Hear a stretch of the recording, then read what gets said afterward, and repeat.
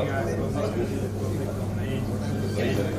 don't make any money out of it, you know. There's no money in it. So, you know, translating or whatever. You must. Some awakening has come in our society. People like you and Pragna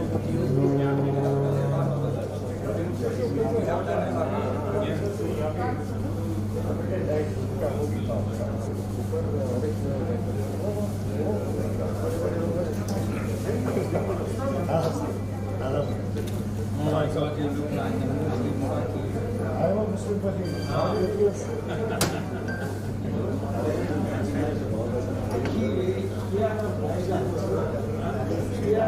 Muslim, but my grandfather was 6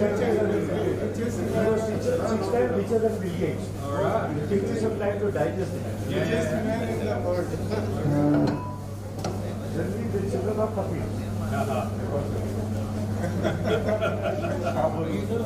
Sure. Oh, yeah?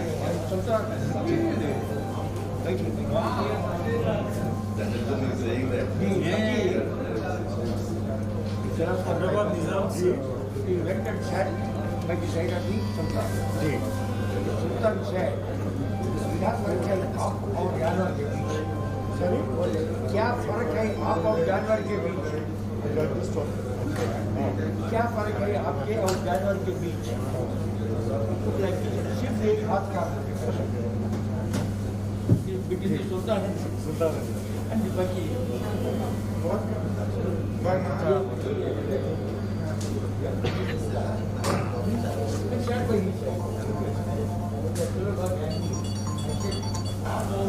जानवर के बीच ठीक है thank you Distance.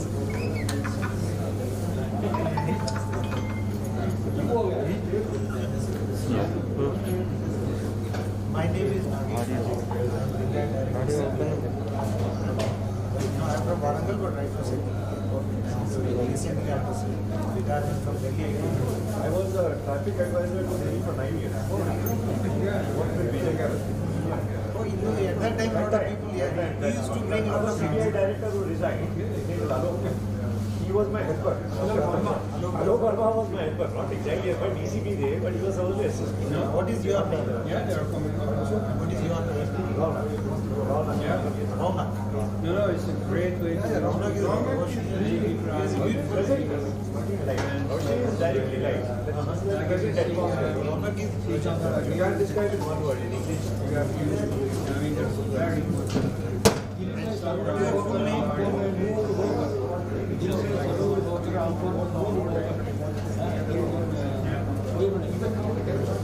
Boss, photo.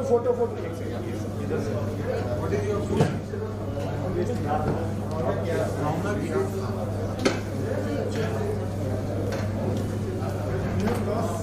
Lot of 20 minutes. I would not have especially the master. Otherwise, you will not recognize me.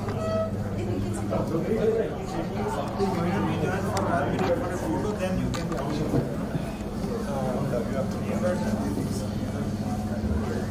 Namaste to all of you. all of us would be recognized. Can I request all of you to kindly take your seats? We'll start the program.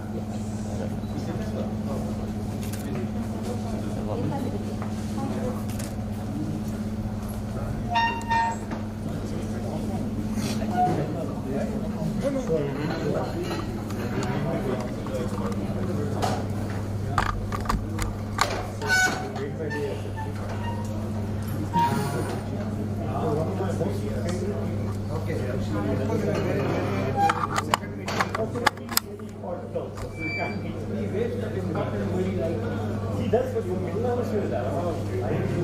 He doesn't give out the dog.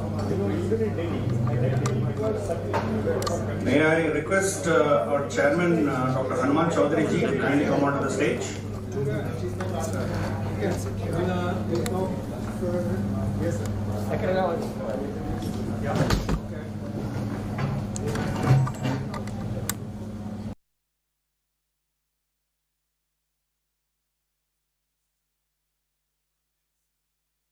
Come onto the stage, please. Audio. May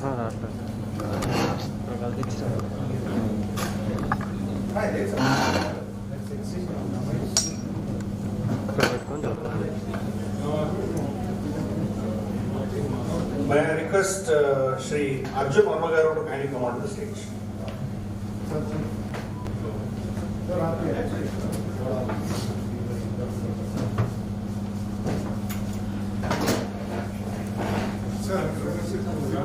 I'm here from my right ear, so I can hear like this.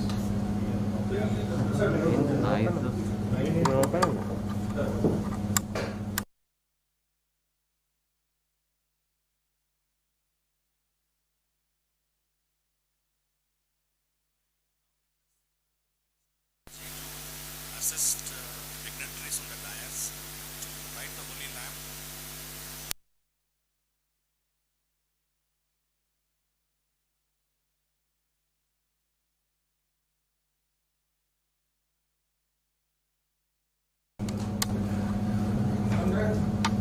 Audio రావట్లేదన్న ఆయనకి చెప్పు ఇందాక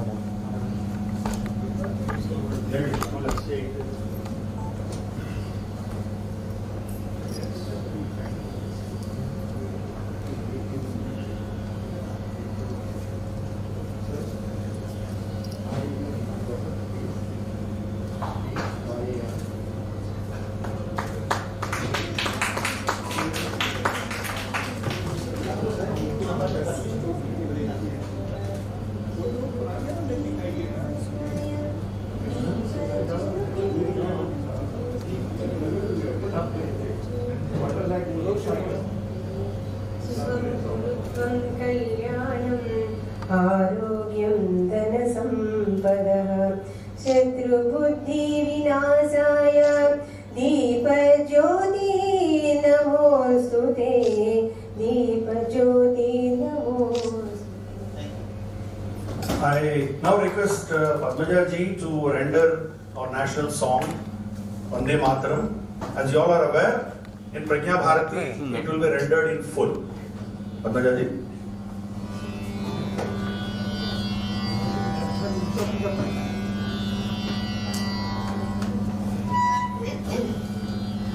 वन्दे मातरं वन्दे मातरं सुजलां सुफलां मलयज शीतलां सस्यश्यामलां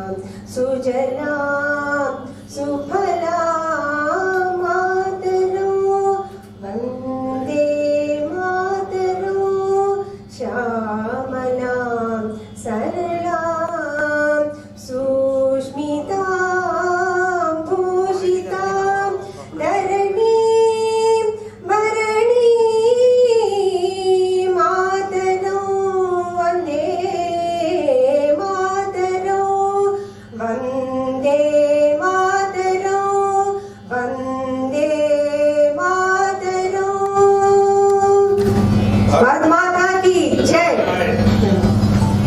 క్వాలిటీ తక్కువ చేయను అప్పుడు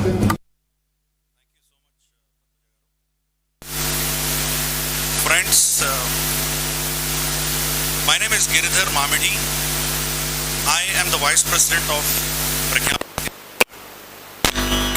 I introduce myself, but this is something which Chaudhary ji keeps reminding me all the time. So I didn't give you a chance to remind me. Thank you. So friends, welcome to this evening's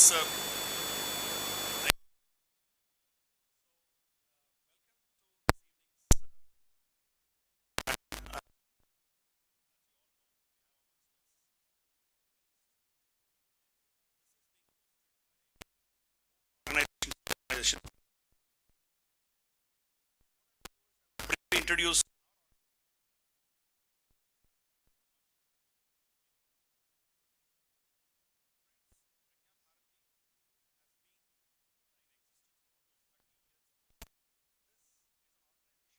was conceived of providing a nationalistic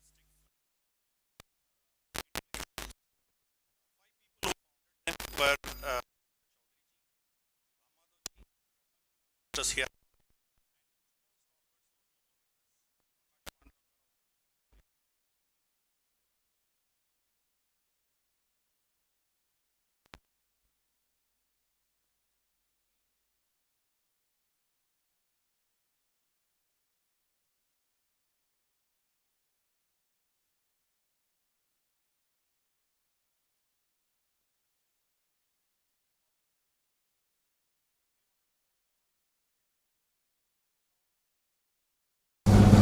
Of course, the idea was to bring as many as possible intellectuals into the nationalistic thinking process, and also to provide content to those nationalists who may not be intellectuals.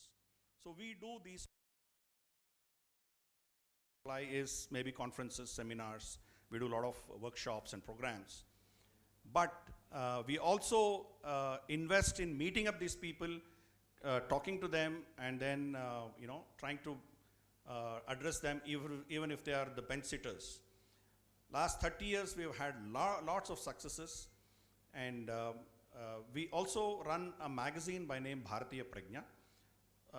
Unfortunately, due to the COVID situation, that has kind of gone a little slow, but we hopefully will revive the moment. Things are much better. We also give an award called Pragna Puraskar. This is awarded to people who have done yeoman service in the cause of the nation and protecting our civilizational wisdom. So last recipient was Bhaskar Yogi ji, who has written wonderful books on nationalistic thought processes. And of course, before him was Dr. Satish Reddy, who is considered to be a missile man after Dr. APJ Abdul Kalam. Friends, this is a brief that I have spoken about our organization. I would request those of you who have not followed our social media handles, Pragna Bharati, it goes with the term Pragna Bharati. We have presence in Facebook, Twitter, and rest of the social media. I would urge all of you to kindly join these groups, maybe like them, share them, and of course, spread the word of nationalism amongst your contacts. With this brief introduction, I would now hand it over to Sri Arjun Verma ji to speak about Saranga. Thank you, Girijaj ji. Very pleased to be part of this program. I would especially thank Pragna Bharati, Hanuman Chaudhary Garu, and our guest of honor today, Conrad Elschi. Thank you, Giridhar ji. And the rest of the team of Pragna Bharati, especially Raghu Garu and Rajesh ji. Saranga is a fledgling in this space. We just started. The idea is to reach out to the thought leaders or people who can take the thought, bring the thought, and create a platform for the thought leaders who can take the baton from great men that we are among us today. We are focusing on digital content. We are also involved in organizing seminars along with Pragna Bharati. We've done this our second program. We would continue to do this. None of my team members are here today. Along with myself, we have Esther Dhanraj, who's out of station right now, and Mary Suresh Iyer, who's in the US, and Satya Mantanaji, and my brother is here with me, Ram Verma. So we are also bringing on more people on board. The idea is to reach out to more younger generation. So this is a Sanatana Dharma, and he has been a staunch nationalist, once a communist, now turned a nationalist. So he has been an inspiration to many generations and all of us here in the organization. So I would request him to briefly start this conversation, after which then we can take it to Dr. Konrad Elst to give his thoughts, share his thoughts, and then we will take it from there. Sir. नमस्कार. आप सब बोलिए नमस्कार. Not good evening, good morning, good afternoon, and then falter saying it is evening or morning or afternoon, whereas namaskar is all-time greeting. Jai Shri Ram. Jai Shri Ram. Jo se bolo Jai Shri Ram. That is dharma being talked about. Rama was Murti. He was Vigrahavan Dharma. Therefore, these two words, Namaskar and Jai Shri Ram, are also indicative of the resistance and the renaissance that are coming in India of late. They have been there against pseudo-secularism, pseudo-socialism, pseudo-Hindu-Muslim unity and all, but people were afraid to talk about that. We started these proceedings with Vande Mataram.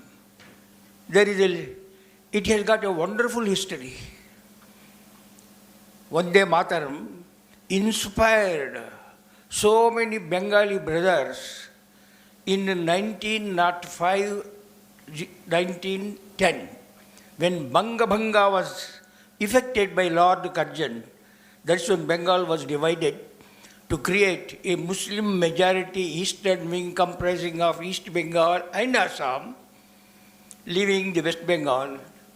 At that time, the words Vande Mataram from Bankim Chandra Chattopadhyay's book, what is the Anandamath. So singing, saying Vande Mataram, and Swadeshi. It is not Gandhi who talked of Swadeshi. It is 1995 when Gandhi was not here at all. So Swadeshi, Swaraj of Tilak, and Vande Mataram of Bankim. With these three slogans, the mighty British imperialist rule had to bend before the will of the people. And after 5 years, they had to undo the Bhanga of Bengal. Now this Vande Mataram,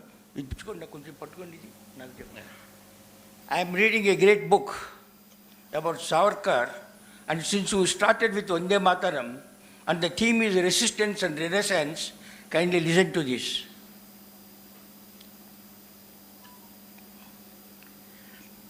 Popularly known as Rajaji, who was the chief minister, then called premier of Madras province, said that Vande Mataram should be done away with, as it created bitterness among the Muslims. Eventually, a committee set up by the Congress on the issue, and this slogan of Hindu-Muslim unity at any cost, in spite of a caliphate being set up in Malabar, and Hindus being beheaded, raped, temples gone, etc., etc. And that great man, Shraddhananda, who once addressed a large Muslim gathering in Delhi during the Khilafat time, he was assassinated. So in spite of all these things, went on, demand after demand of 14 points, 20 points, finally 2 points. when Congress said, quit India, split India and go. That was the slogan. Don't quit, split and quit. That's what actually happened. It was split on the 14th of August 1947 when Pakistan was created. Only after that, India got independence a day later. So resistance there has been, but those who resisted this unjust demand and the two-nation theory were all called communalists. But those who said, we are not one nation. You think it is Jinnah? Most people think it was Jinnah who initiated this. No. Sir Syed Ahmad, in 1888, in his speech in Meerut, he said that there are two nations. If the English people go, can two nations sit on the same throne? Therefore, Englishmen are the people of the book. We should therefore always support the British to be in India, because we do not want to be ruled by a people whom we have ruled. Those who had been ruled are unfit to rule us.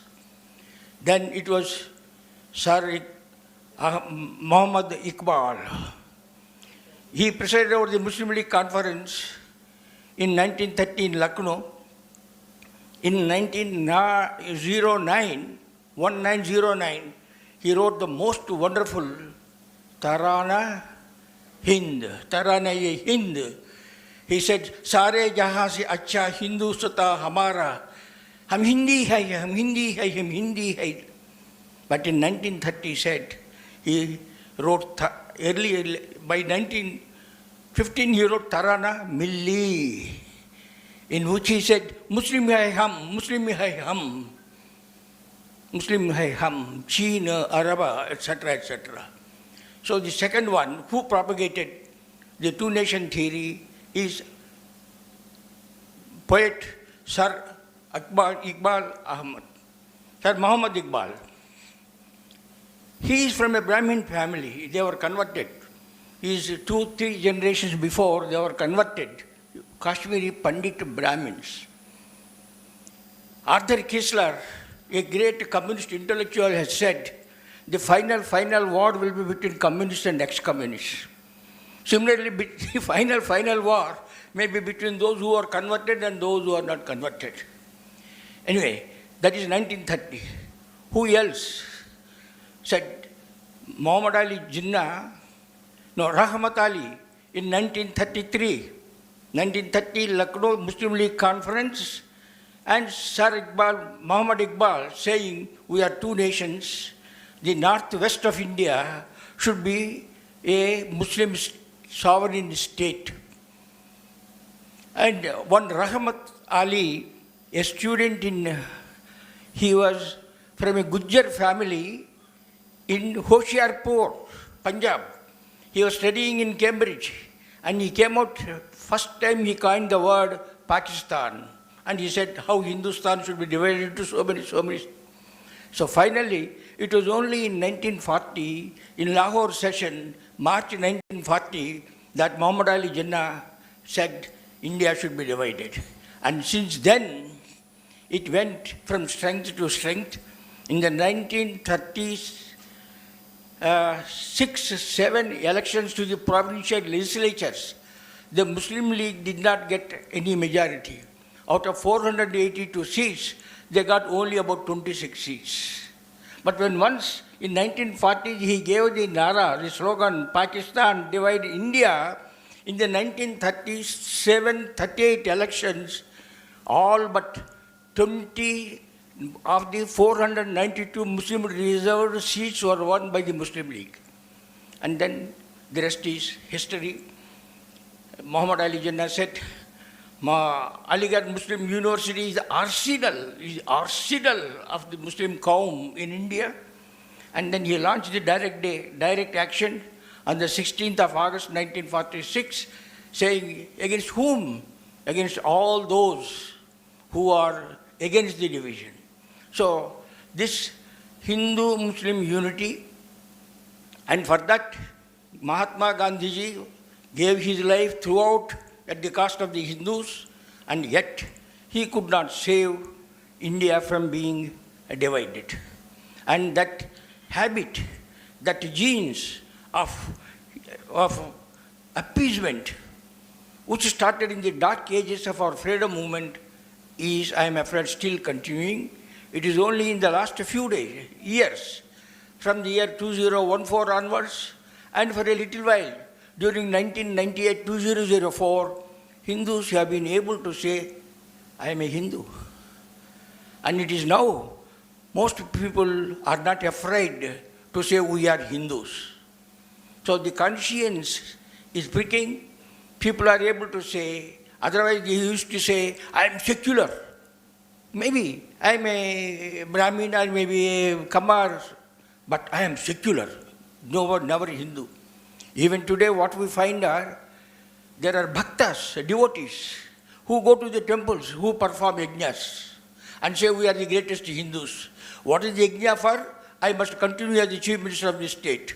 What is the visit to Tirupati for? My son should get admission into the IIM or IITR, or you should go to America. So that is the bhaktas going to the temples. But there are no Hindus. Now slowly, this conscience that we are Hindus, that we had a history, that we were the richest country in the world, In the 1st century AD, the Roman historian Pliny said, India is becoming the sink of the world's gold because it is exporting, and the gold is coming to pay for those imports from other countries. And even after loot and plunder and ravishment of India by Muhammad Ghazni 17 times, Muhammad Ghori, and afterwards that Iranian, 1739, Nadir Shah, and afterwards Ahmad Shah Abdali in 1761 and then the next one. So in spite of all their plunder, India was still having 25% of the world's wealth that is created every year, that's world gross product, and 25% of the international trade. And there was washat, bestiality in England at that time, which has been described in a wonderful book that will be introduced by Pragna Bharati very soon. And they left India. When they left India, our share became less than 2% of the world's wealth as well as international trade, from 25%, and all industry, everything is there. Now, to say a Hindu, people felt shy. And after all this, we expected that after 1947, at least, we will be holding our head high. That has not been happening because we had been led astray by India's secularism, which means everything for Muslims at the cost of the etc. Now, the theme of this is resistance for what? Pseudo-secularism, pseudo-socialism, introduced in this country by the Nehru dynasty. And what is the Renaissance?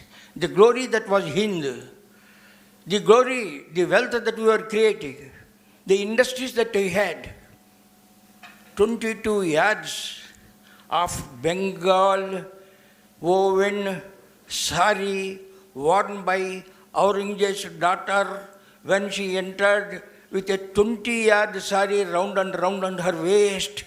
She could be seen through, and Aurangzeb asked her to get out. That was the type of thing, industry find that we had.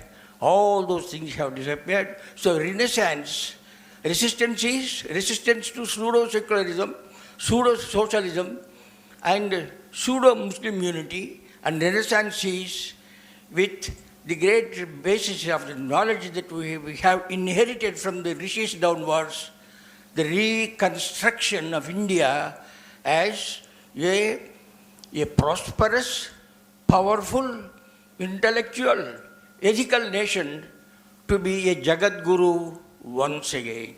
With this long introduction, pardon me for this, I will make over to the compeer Sri Mamidi Giridhar. Thank you, sir. Thank you so much for your speech. Friends, actually, Dr. Conrad Elst needs no introduction. I'm sure we have called in people who are quite knowledgeable and who are aware of the topic that we are talking today. And also, I'm sure all of you know about Dr. Elst. But still, he is somebody who is an Indologist. He did his study in Banaras Hindu University after having graduated from his native country. He's a Belgian, by the way. He was a Catholic, but at a very young age, he rejected Catholicism. And then he walked out of Catholic faith. And then he went on a search, and then he ended up in Banaras. And that's how he got in contact with, in the whole process, he's done a lot of research on Hinduism or Sanatana Dharma, whatever you want to call it. He had the great fortune of having met Sitaram Goyal ji and Ram Swarup ji. Both of them have profoundly influenced his thought process. He has written several books, and he is one of the strong proponents of out of India theory. Some of you who might have attended our program on the myths of Aryan invasion theory, they would understand that this entire Aryan invasion theory was foisted on us by the Western thinkers. But then people like Dr. Elst, Shrikant Talagiri ji, and so many others have produced evidence to disprove that whole theory. But then they came up with another argument that it is the migration from Bharat which went into Europe and other places. So out of India theory is all about that. So he is a great proponent of it, and he has had exposure in multiple schools of... Yeah.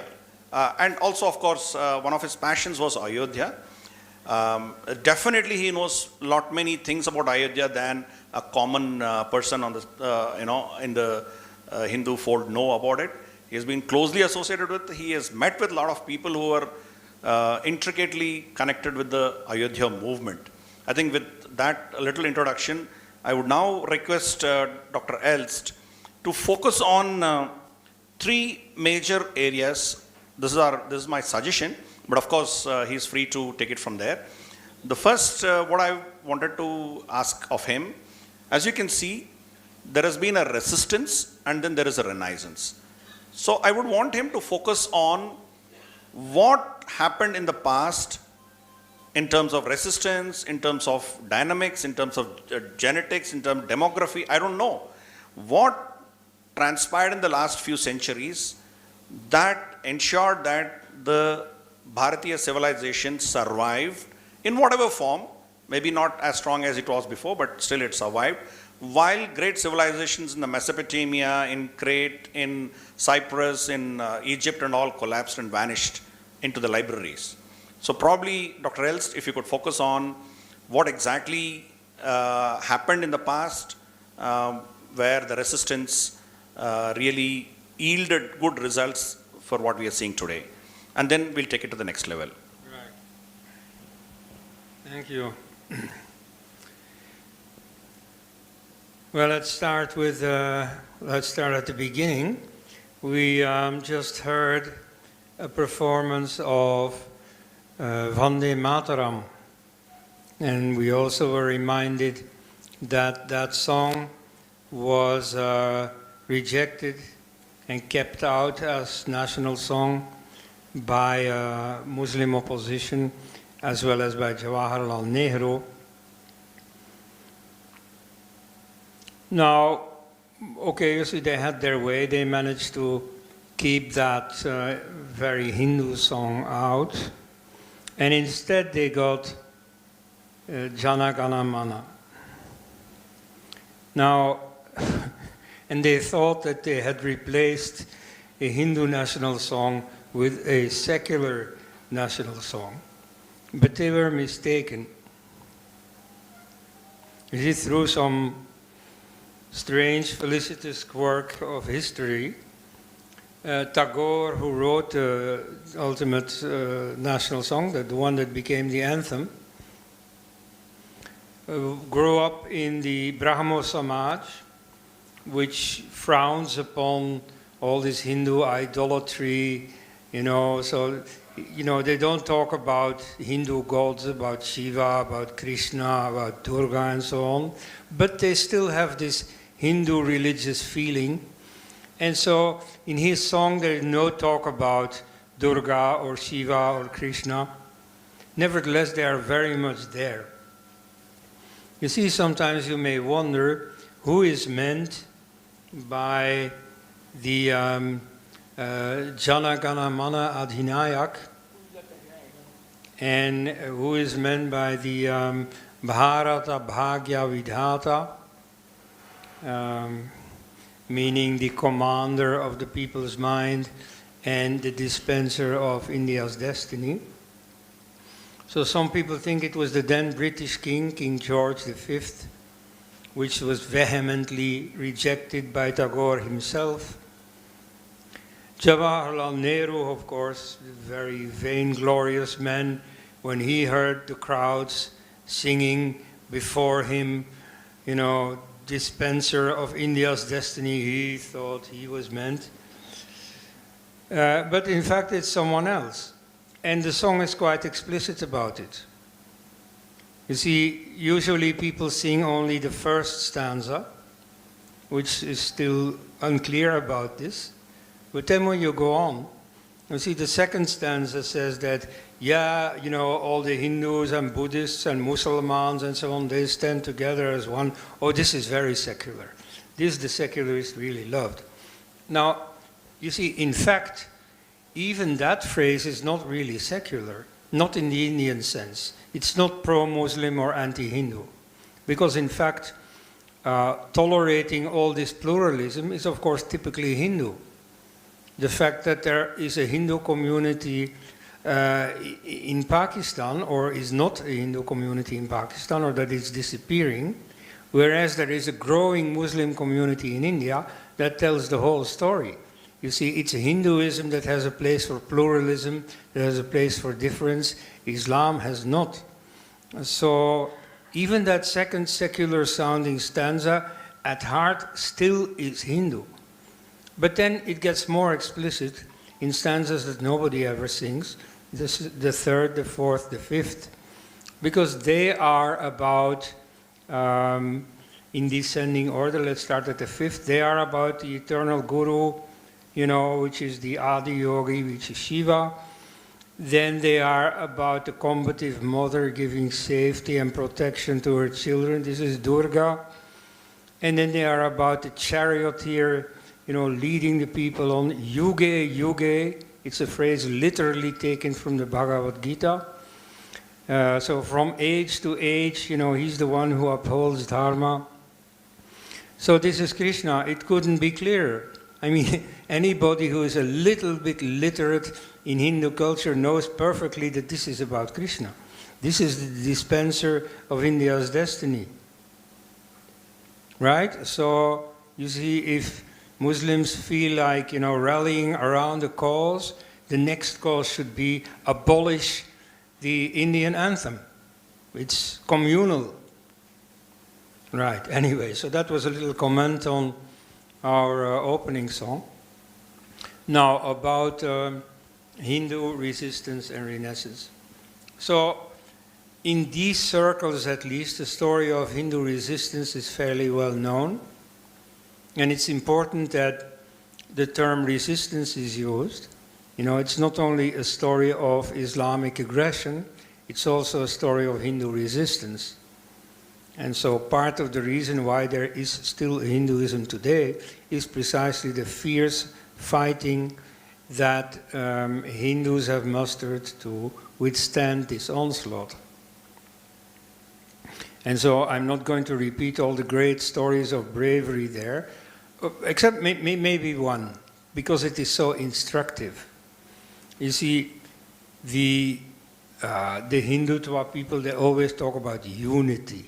And I'm so annoyed with this. I think, You know, there's too much unity. Unity is an Islamic slogan, Tawheed. But then again, sometimes unity is important, even if it's only temporary unity on some specific occasion. You see, India was divided in many principalities, sometimes making war amongst each other. But then on one occasion they came together. You see, in 1033, North India was being conquered by Salar Masud Ghaznavi, who was the nephew of the better known Mahmud Ghaznavi. He, among other places, conquered Ayodhya. And so, when studying the history of Ayodhya, I discovered that the temple that everybody talks about, the one that was destroyed, you know, the one of which archaeologists have dug up the foundations, that temple was built around 1100 in replacement of an earlier temple that had been destroyed. Now, who destroyed it? Well, it was only once under Muslim rule. Until then, this was under Salar Masud Ghaznavi. So, Hindus were put on notion that this is really a direct attack on Dharma itself. So, a number of kings got together, formed an alliance of 12, I think, different states. It included the well-known philosopher king Raja Bhoja. It was brought together, I think, by King Sukhdev. And so they got together, they sought out Salar Masud Ghaznavi for battle, and they defeated him. He was killed. Now that's a great example for Hindus of today, isn't it? You know, you forget about unity, but once in a while you just have to get together. You know, agree among each other on who is the enemy, who should be defeated, and then let's defeat him. Unfortunately, there is a second part of the lesson which essentially confirms the first lesson, but negatively. You see, then when the alliance was being so very successful, they thought, okay, let's extend our successes, let's reconquer Lahore, which had become the center from which Islamic aggression started, like from where Muhammad Ghori would come. So they were perfectly strong enough to take Lahore. Unfortunately, they started quarreling among each other about the spoils. Who is going to rule Lahore? And so the alliance fell apart and Lahore was never reconquered. Well, until later, but not then. So that also teaches a lesson that if you can't stand together when the need is there, well, then you won't reap the fruits. Okay, so Hindu resistance succeeded once in a while and ultimately was victorious, especially from Shivaji onwards. So that's, I mean, that's well-known history among us. Of course, the school books, the historical movies in Bollywood and so on, they are all designed to keep that history away from you. But we at least know it happened like that. So it is not true, as the British propagated, that it is the British who liberated the Hindus from Muslim rule. It is the Hindus themselves who did that. Okay. Now, being heroic and dying, or even being heroic and winning, is all very well. And in the past, in the very long run, that was successful. But the battles you are facing today are of a different kind. I mean, once in a while, of course, there still is Muslim aggression. Ask the people in Bangladesh. So you also have to be militarily prepared. But, you know, I leave it to people of a different temperament to deal with that.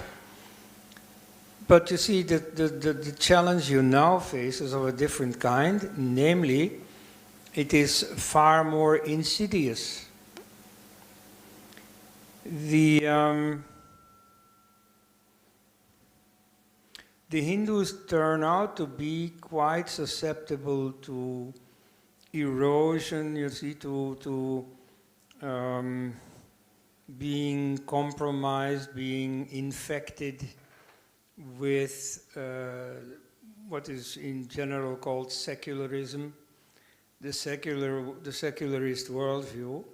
I still hesitate to say the secular worldview, because that still is too associated with the real meaning of secular, which means non-religious, simply in the sense of worldly, that has no positive or negative connotation. Secularist, by that I mean the specific Nehruvian doctrine of secularism that is now in power in India. So that doctrine is far more dangerous. I mean, a military threat you can face. So far, Hindus have done it very well. In Kargil, in Bangladesh, the 1965 war, in Kashmir. Of course, Kashmir would have been wholly liberated if Nehru hadn't stopped the army. Even much earlier, the Battle of the Ten Kings in the Rig Veda took place on the riverside of the Ravi River, which is exactly the border between India and Pakistan. Okay? So this is 5,000 years ago. The first Indo-Pak war was already won by the Indian side. So, you see, militarily, you people are quite good. But unfortunately, the thinking behind the actual policies, that's not so good. Perfect example, 1971, the Indian Army won an absolutely stunning, great, wonderful victory against the Pakistani army, also very necessary. You know, it's a just war, if ever there was one. You know, a just war means a war in a situation where war is the least evil option. You know, letting the Pakistani genocide continue would have been far worse than the little sacrifice that the war meant. Moreover, there were hardly any victims, because the Pakistani army, they were very, very brave, very virile when it came to raping Bengali women. But as soon as the Indian army appeared, all they could do was lay down their arms. So there was a great victory. And then at the negotiation table, Indira Gandhi threw it all away. Right. And so, of course, Indira Gandhi is not Pragna Bharati and so on, but be careful, she was not very different from you. She was susceptible to the same kind of influences. So that type of mistake is liable to be repeated. And so be on your guard against that tendency. And not only in Congress governments, also in BJP governments. So, so how to guard against that typical danger that we see now? Now, the first thing to do for Hindus is to get to know Hinduism. In the past, you see, that was a fairly obvious thing. Under Muslim rule, they never even challenged it. They didn't want Hindus to forget about Hinduism. No, they wanted Hindus to become Muslim. And what happened inside Hinduism, they didn't care about. They didn't know anything about it. And I mean, it didn't matter, you see. Hinduism meant going to hell. And so the only thing that should happen to Hindus is conversion to Islam. Whereas now, many more options present themselves, like, you know, becoming woke or becoming Ambedkarite or so. But everything that distracts you from Hinduism, that makes you gradually forget about Hinduism. And that today is happening on a far larger scale than ever before. In the past, in villages and so on, but Hinduism was people's horizon. They didn't need to learn about it in school and so on. It was just everywhere. They breathed it. And so that's much less the case. even in villages, because thanks to TV, thanks to internet, all the influences that you have in Delhi or in Bollywood and so on are present in every last corner of India today. Then in the schools and so on, highly educated people, no matter how highly educated they are, no matter how many Nobel Prizes they win, you see, this is all in physics and in medicine and so on, that Indians do very good, and that's commendable in itself. But they are less and less educated about Hindu civilization itself. And so the first thing to do is to make it better known. Now here I have a little comment to say about actual politics. In 2014, after Modi's victory, I read that the RSS announced that they were going to train 5,000 storytellers to go to village squares and so on to tell people the Mahabharata, because they had noticed that knowledge of the Mahabharata was decreasing. You know, I mean, going to village squares to tell stories, that's fine in the Middle Ages and until quite recently. Nowadays, you see people watch TV and so on. So you need a different approach. But okay, you see, if that was the only thing they could do, of course it would be very commendable, this enormous effort, 5,000 people sacrificing their time and so on to do this. But why in 2014, after capturing the government? You see, under Indian law, a serious study of the Mahabharata in schools is not allowed, because this is supposed to be religion.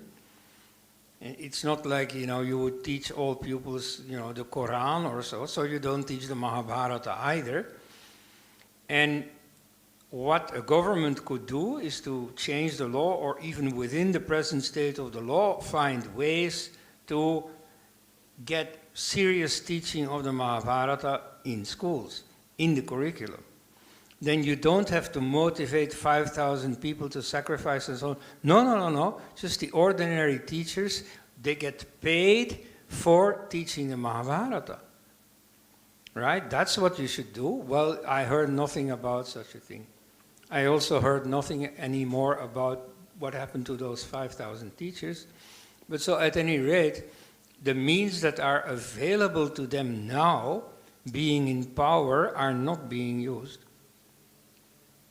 You know, I once said to my friend Arun Shauri that when he long ago, under Vajpayee, was a cabinet minister, that you see what politicians want is power, and he corrected me, no, they don't want power, they want office.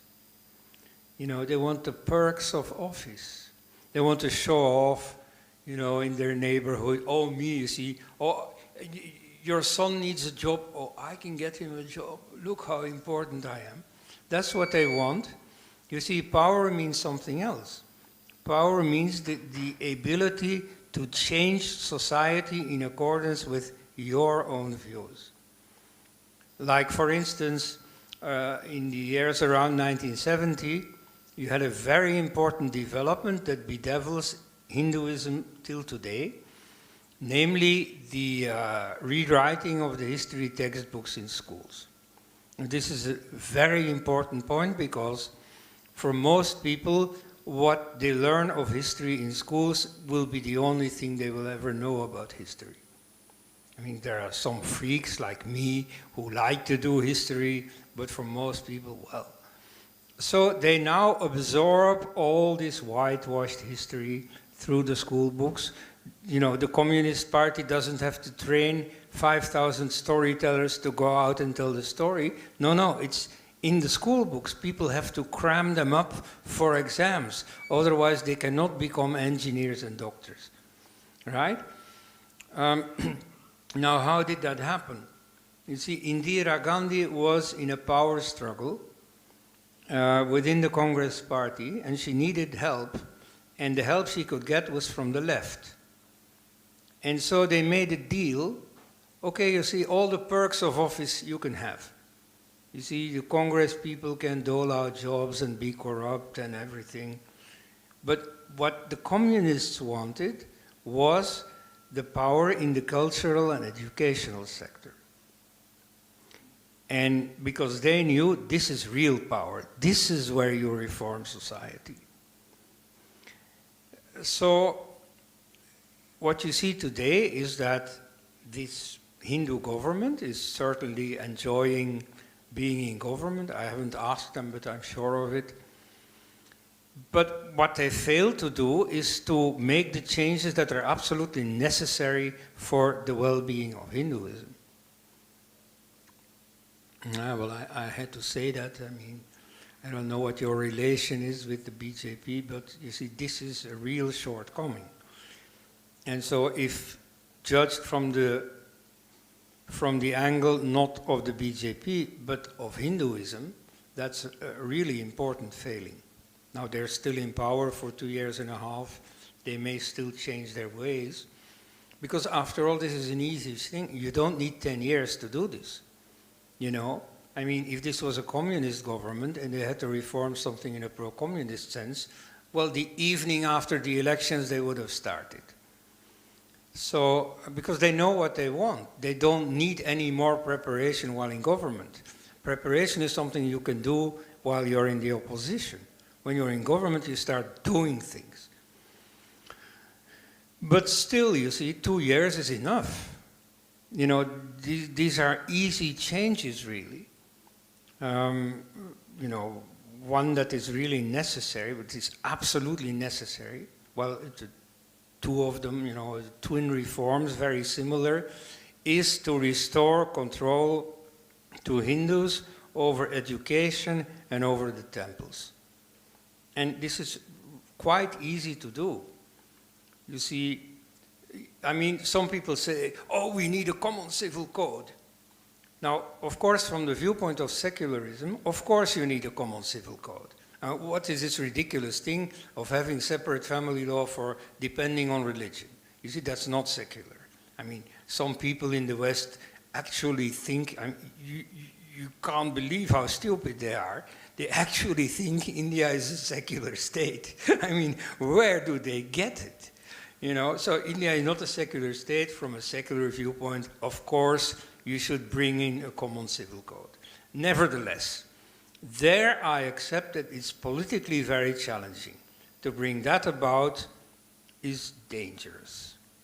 Because the Sharia law for all the Muslim clerics is the basis of their power within their community.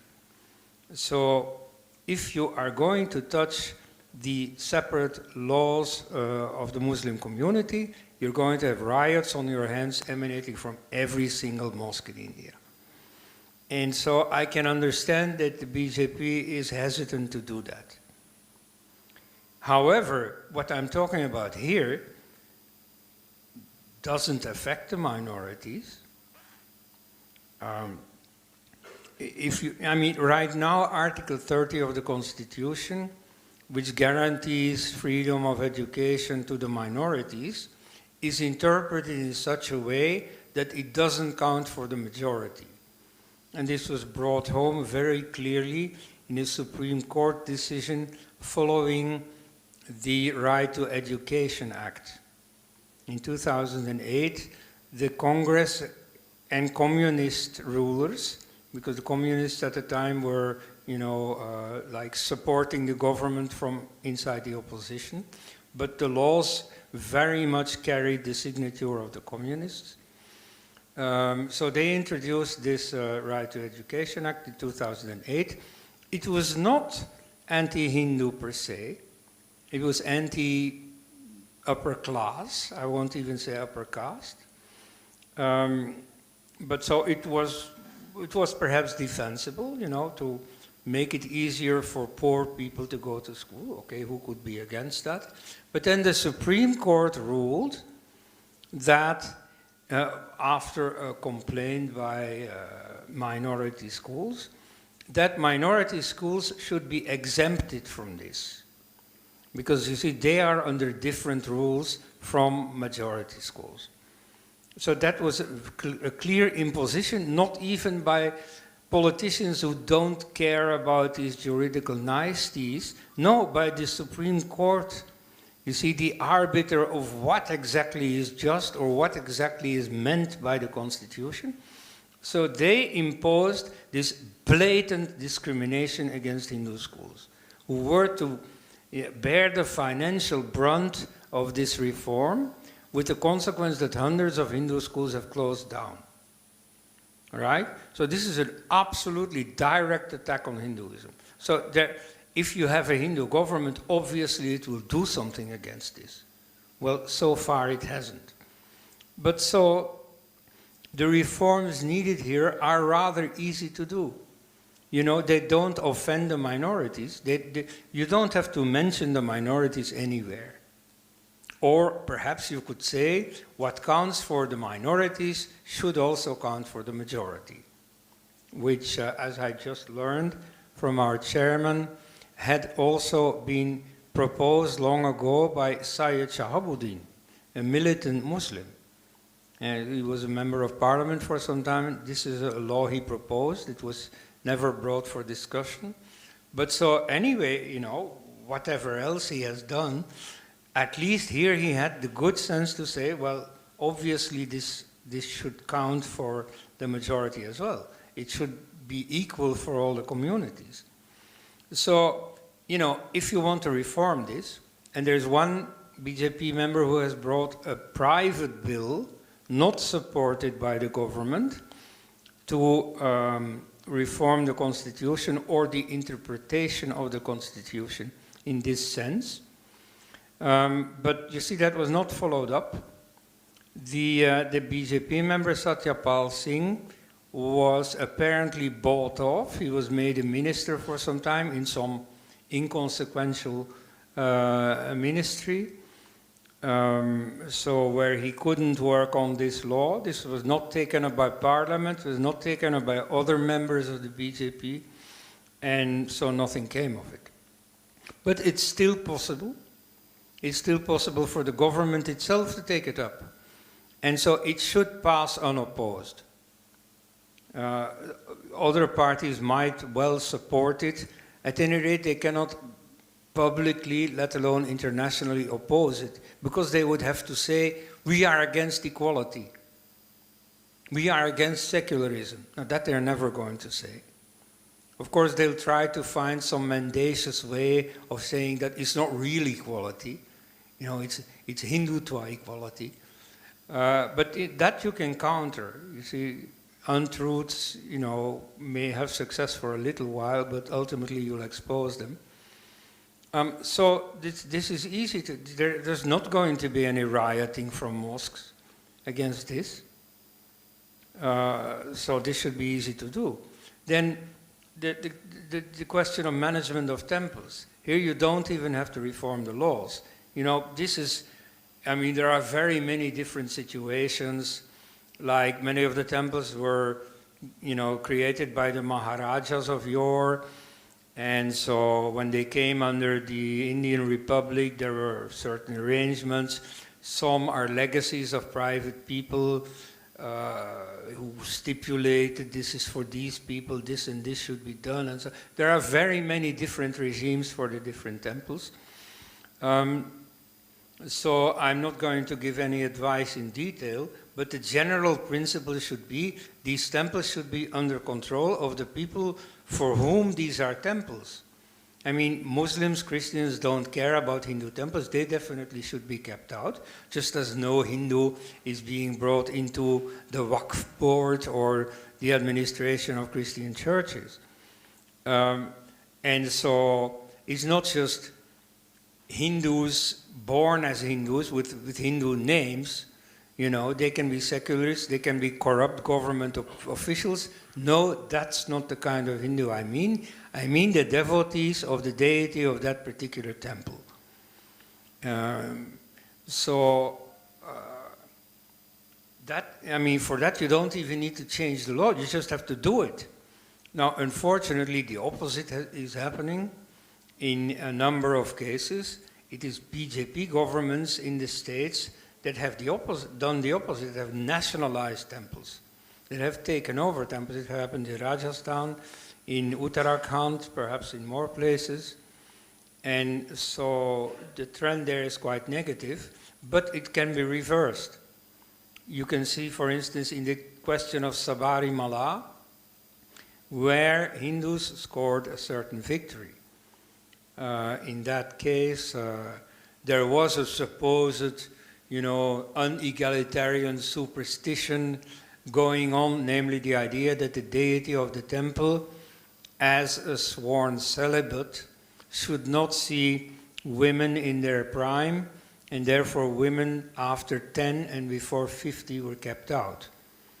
Now, it turned out that the local people wanted to keep it that way. And so the the local government, then supported by the central government, wanted to impose equality. And so the local people came out in support of the tradition. And to a certain measure, that traditional arrangement has won through. So in this case too, it ought to be possible to arrange this or rearrange this, these regulations for temples in a normalizing sense. Because after all, what I'm advocating is simply normalization. It's like when the government did one very good thing, the abolition of Article 370. You see, what you had in Kashmir was a very abnormal situation, which was, of course, advertised worldwide as necessitated by secularism and so on. A total nonsense. There is not a single state in the world where one province is off limits to all the inhabitants of the same country, but of other provinces. You see, as was the case in Kashmir. So what happened there was not some draconic Hindu fanatical imposition. No, it was just a normalization, which of course explains why hardly anyone in the world has cared to protest. They're always there to teach India lessons, to protest against human rights violations in India. But in this case, you see their foreign ministers had a few, brainos to work, okay, quickly find out what is this because I'm going to make a statement about it. And then when they looked carefully, they saw, that this was a completely abnormal, very communal arrangement. And so they said, well, if such a thing happened in our country, of course we would move in to normalize it, to do exactly what the Indian government has done. So ultimately they decided not to make a statement against it. It's only Pakistan and a few that have cared to argue against it. So what I'm advocating in the case of education and of temples is nothing but a normalization. So that ought to be easy to do. It doesn't end there, of course, but you see, for something tangible that perhaps some of us can contribute to, this is the thing to do right now.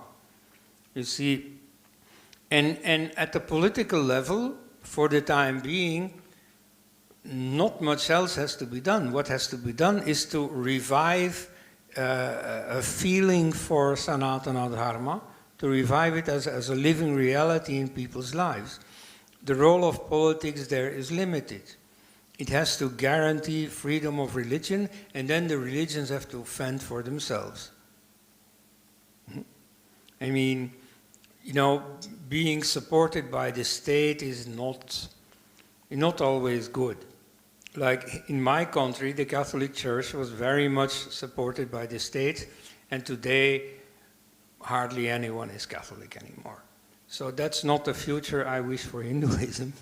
So forget about the state, just make sure that the state isn't against you, doesn't impose discriminations against you. So if there is equality, okay, from there you can take it and just ensure the prosperity, the well-being of Sanatana Dharma. Thank you.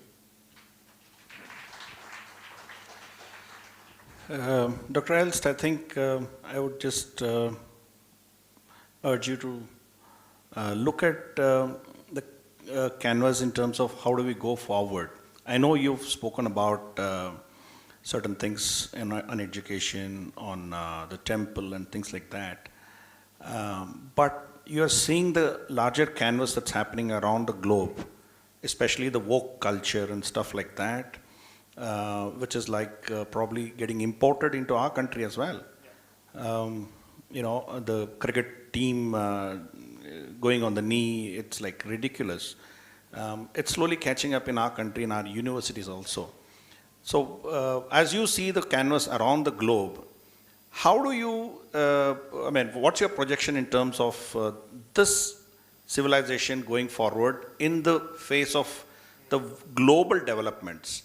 I know we have spoken about Christianity, we have spoken about Islam, that's fine. But the new trends that are coming in, woke culture and stuff like that, how is it going to impact our nation, our civilization? And what's your vision? How are you seeing this, let's say 50 years from now, 100 years from now? How is it going to be? Well, let's start today, but a bit earlier than now. This morning, I spoke at the University of Hyderabad, which is the home turf of the late lamented Rohit Vemula. And he's a bit the equivalent in India of George Floyd in America. George Floyd was not a saint. He had quite a criminal record. He was on drugs. In fact, he was under the influence of drugs at the time he was arrested and died. And then he was not a victim of racism either. The 4 policemen who arrested him, several of them were non-white. The one who actually killed him was married to a Filipina, and so on. And I mean, nothing happened of a racist nature during the whole process of arrest and so on.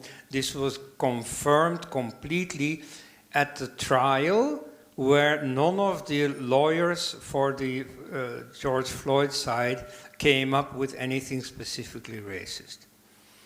There is a problem in America, of course, of police brutality. And that's really there. And you see, here also, I think it did play a role. The policemen too easily think that they have to go all the way, like soldiers on a battlefield. You see, that's not how you deal with citizens. Nevertheless, you see, the cult that grew up around him is a bit funny. You know, I mean, okay, he shouldn't have died, okay, fine. But nevertheless, he was not an exemplar of the cause of anti-racism, because racism had nothing to do with it. Fairly well being done by all these new pro-Hindu online media. You know, that's a very important development. On the whole, I think Hinduism has suffered more setbacks the last decade, but here is a really positive development. You see, finally Hindus are getting heard, not through marginal, difficult to get publications like those of Voice of India, but now it's a mouse click away. Everybody can follow. So that's a really useful thing. And so there you also increasingly find more documentation about the woke challenge. Then the next thing to do, and that's of course crucial, you see, by now Hindus are far better capable of understanding what is going on, because that type of information is being provided to everybody now. And so that's there, but then the next step is to implement the conclusions. And so there, again, is a problem.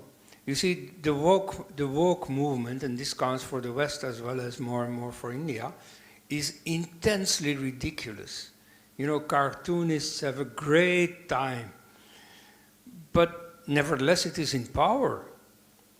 You see, the vice chancellor of my own home university, says that he supports it. and all the other vice chancellors in Belgium do likewise. Many of those concepts are now being taken over in social policy.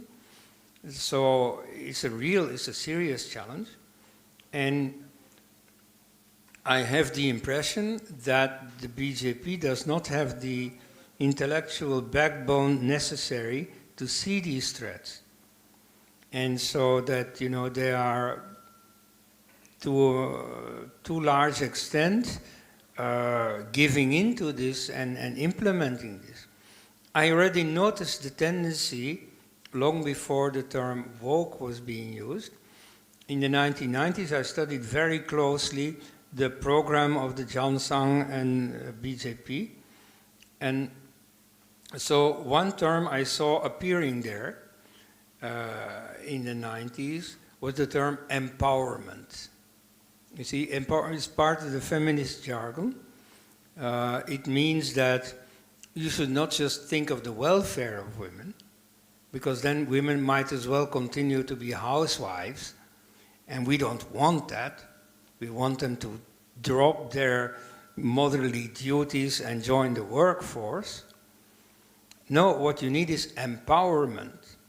You see, if their husband provides well for them, they still remain dependent on him. So we have to empower them, right? Now, okay, you see, they say that in America, but the BJP also started saying it. And now, maybe there's nothing wrong with empowering, but nevertheless, what I noticed was this jargon. You see, they have no mental defense against this jargon. As soon as something, is on the air, they don't know better than to take it over. See, that's a real problem. So, of course, we have to educate them, but then you see there is a final click that only politicians can make. And so here you see, if you believe in character building and so on, well, then maybe the character building of politicians is now the need of the hour. Okay, 100 years from now, where will Hinduism stand? Well, to believe Pervez Musharraf, the former dictator of Pakistan, India is going to be an Islamic republic. It's going to be Greater Pakistan. You see, he remarked there is some citation doing the rounds of the internet, and I'm not sure it is genuine. I don't know if he said it, but he very certainly thinks it. You see, Hinduism or India is doing better than Pakistan, let's face it. It wins all the wars against Pakistan.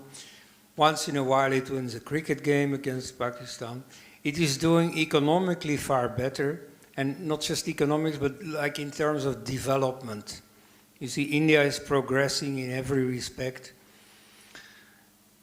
So, okay, you see, let's face it, they are the winners and we are the losers. But there's one thing that they can't prevent, and that is India becoming Pakistan. Because the percentage of Muslims is ever increasing, and so fatally, Muslims are going to be the majority. And you know what happens to minorities in Muslim-majority countries. And so if you see the demographics, well, of course the Muslim demography is coming down. That's what secularists are immediately going to point at.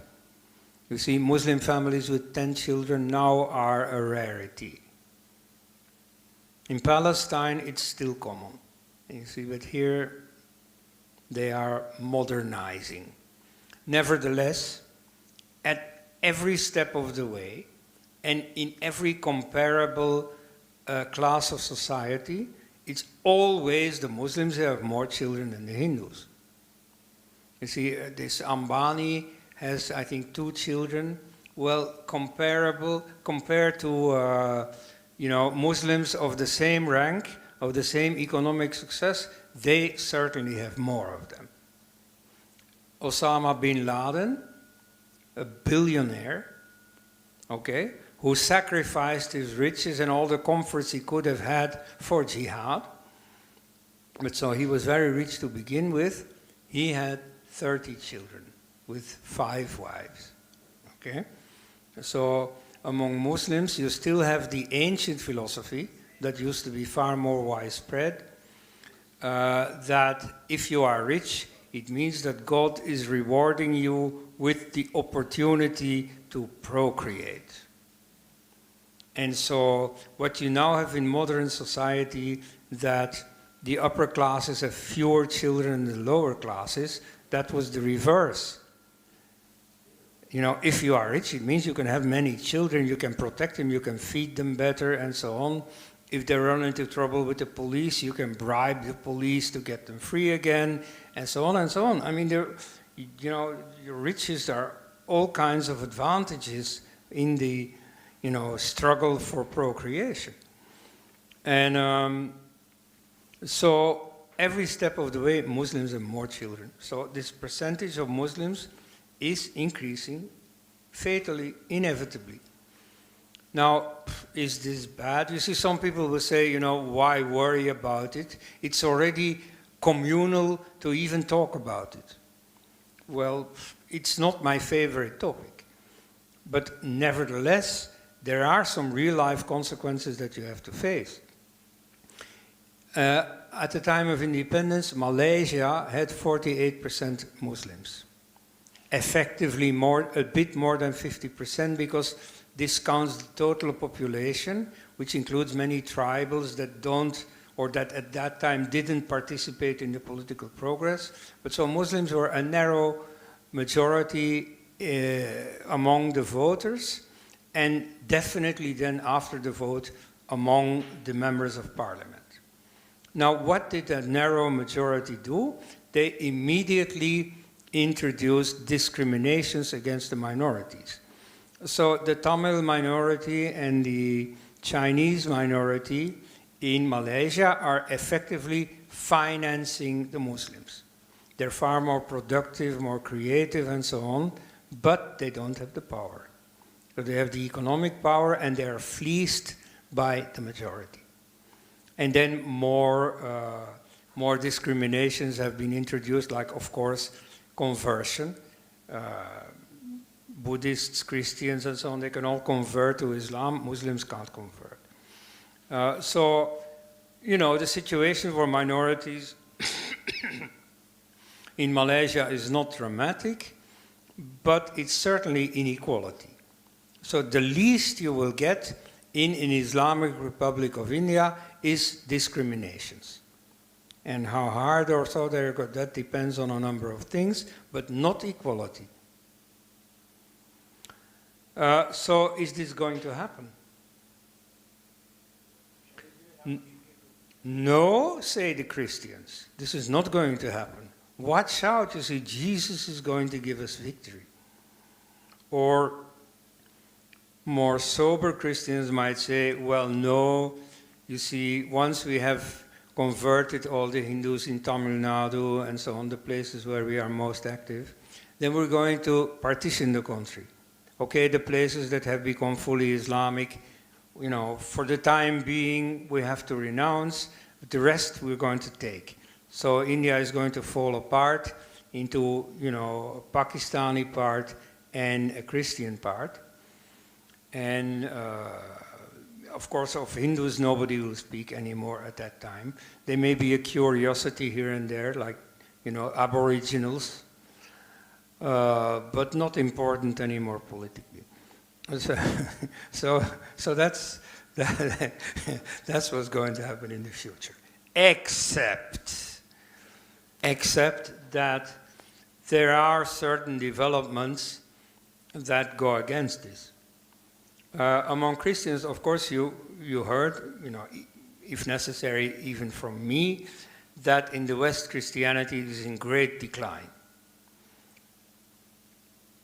Now, the Christians in India so far are going strong, are converting and so on, and there's no crisis of faith over here. Also because in India, religion has, is being respected. That's not the case anymore in much of the West. Also, for instance, Catholic priests are supposed to be celibate. Now, there is a complete crisis in priestly vocations, mostly because of this celibacy demand. And like in my generation, many priests left the priesthood because of a woman that they were engaged with. So, now in India that's not happening, because here there's a respect for celibacy. And so among the Jesuits, for example, a very large percentage of the new recruits are Indians. And in that sense, India is now becoming a stronghold of Christianity. Even if there's still a small minority, although a much larger minority than the census says, because many Christians keep their conversion under the radar. But so anyway, I think that crisis of faith that you have in the West is going to affect Indian Christians in the long run also. And to say that about Christians is not very spectacular if you look at what's happening in the West. But I predict that this is also going to affect the Muslim community. And so, I know how fast these reversals can go because I've lived through one. You see, when I was born, when I went to primary school, my country was a Catholic country. Everybody went to church and so on. It's maybe I was 18 or so when I first ever consciously talked to someone who was not from the Catholic community. Because we were completely segregated. The socialists, which in Catholic countries implies atheist, they had their own schools and so on, so we never interacted with them. And you see, that was the situation when I was a kid. And very, very soon after, this had completely reversed. And so, the faith was deemed a bit ridiculous. And so many conformists who went to church because everybody went, they stopped going to church because everybody stopped. And so, very fast we see this reversal, And so it's not impossible to happen in the Muslim community. There will be differences. Like in Christianity, you didn't risk anything. You risked perhaps your relationship with your father or so. But, that was a psychological thing that could be managed, that would not be on a large scale. And moreover, it was mostly temporary. Because you see, when we walked out, it was mostly the eldest son who was the first to walk out, like me. And then the other siblings followed. And then, in most cases, the parents also followed. Right? So you were reunited on the other side of the divide between Catholics and the rest. So that in Islam is going to be more difficult. And there the pressure not to convert is bigger. And in India it's even bigger. Because here you have this polarization against Hinduism that you don't find in Saudi Arabia and so on. And so therefore there's more pressure on staying loyal to the community. But nevertheless, I think in the long run it is inevitable. I think it's a mathematical certainty. Islam has come up, so it's certain to go down. And that's the big difference with Hinduism. Hinduism is, as I don't need to tell you, Sanatana, uncreated. Aja. As they say in Sankhya philosophy, matter and spirit both are uncreated. Okay, so that's Sanatana Dharma for you. It needn't die because it was never born. See, so that's what I think is going to happen. Before opening for questions, I just want to know one question. The members of the United Nations organization came with Universal Declaration of Human Rights. in 1945. But the Muslim countries, 62 of them in the Organization of Islamic Cooperation, they have come out with the Islamic Declaration of Human Rights, differentiating and distancing Muslims from the rest of the humanity. And in European countries, there are several Muslims now. Now, are they getting integrated, or will it never will happen? We think here, by having Hindu-Muslim unity, adjustment is possible and maybe some integration will take place. So what is your take on this one? And after this, if some questions are there, we'll take them. Well, in certain privileged corners of society, some integration is possible. Like what you see in the Bollywood film industry. You see, many top Muslims are still Muslims in the sense that they practice love jihad. There's nothing greater for them than to steal a Hindu actress and make her produce Muslim babies. But on the other hand, you see, in terms of lifestyle and so on, there is very little Islamic about them. Now, that's a very visible example, maybe not the best example, but so there are places like universities and so on where Muslims are exposed to free thought, to free interaction with all kinds of people, where they grow away from Islam without fully severing their ties with it, or in some cases ending in a full apostasy. But both scenarios happen. So it's not impossible, but in most of society you just don't see it happen. On the contrary, you see what you see in the West, for example, when the so-called guest workers, gastarbeiter, came over from Turkey, from Morocco, from Algeria. There was very little Islamic about them. As soon as they brought over their wives, they didn't wear hijab. In fact, in their own home countries, hijab was unusual, especially in Turkey, which had been reformed by Atatürk in a secular sense. Islam, hijab was not there at all. But in Morocco too, in Egypt, for example, President Nasser made jokes about this hijab, and so when some Maulana said, "Oh, we should have hijab," he said, "Well, if you are so insistent about hijab, why don't you wear one?" And so at that time, it was just not there. Now, as soon as the Muslim community became bigger, then hijab started to appear. And now practically all of them wear it. And so, and that's a very visible sign of non-integration. As the late leader of the British Muslims, Khalim Siddiqui, said, "A woman who wears a hijab carries the flag of Islam." We men, we are just a face in the crowd. But you see, a woman affirms that we will never accept this Western, respectively Hindu, non-civilization. See, so, in the present circumstances, I wouldn't expect too much of that type of integration, especially because it is so much supported by non-Muslims.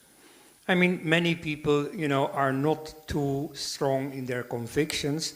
They're very much influenced by the attitude of their surroundings. Like, for instance, I give first an example of the opposite. I recently saw a movie about, or some video clip about Hindu conversions to Islam in Pakistan. As you know, many of them are forced. Typically a situation of a girl being abducted and forcibly married to a Muslim man. Now, there were also other situations that were shown. And so one that I found really painful is where a girl says, "Yeah, in our village most people are Muslim, And from childhood onwards, I always wanted to be a Muslim because their life was so much easier. You see, these are things that really play. Now,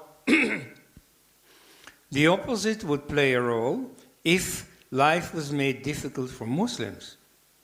You see, if it was clearly said by Western, respectively Hindu, society, no, we don't accept the hijab.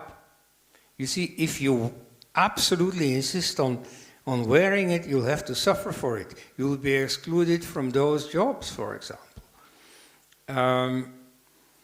And so that's not happening. On the contrary, just a few weeks ago, the European Union sent out an advertising campaign in favor of the hijab. The hijab, the veil, not exactly the burqa, but going towards the burqa. And so in the past they used to say, oh yeah, the hijab is not really important, just a cultural custom, it's harmless, we should allow it and so on. Now you see they go one step further. They do not just claim, oh, but these women do it of their free will. No, they say this is necessary for freedom.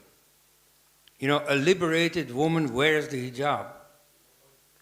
Then they add, for good measure, they add something about diversity. The multiculturalist discourse. Yeah, there's nothing more beautiful than diversity. And then the proof of diversity, as immediately shown in the photograph, is a woman with the hijab. And so it's said very explicitly, you see, hijab for liberty. Right? So the non-Muslim society is supporting the explicit separatism of the Muslims and whitewashing it and giving arguments in favor of it. So Muslims are not at all being challenged, you better adapt. No, on the contrary. They are being reinforced in their separatist attitudes.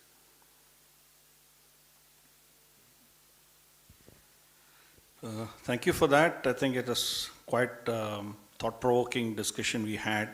That is, of course, his views as somebody who sits away from the societies here. He has seen it in his own perspective and he has spoken about it. I'm sure some of you may have a different views on some of these things. That's fine. I think we really appreciate his scholarly study on all these things. Thank you so much, Dr. Elst. We'll now throw it open to the audience. Kindly, if you have something to ask, kindly be brief so that we'll give more time to others to talk. Maybe we'll take about another 10 minutes or so and then we'll close it. I would now request anybody who wants to talk, you're most welcome to ask it. Give your name and then... Yeah.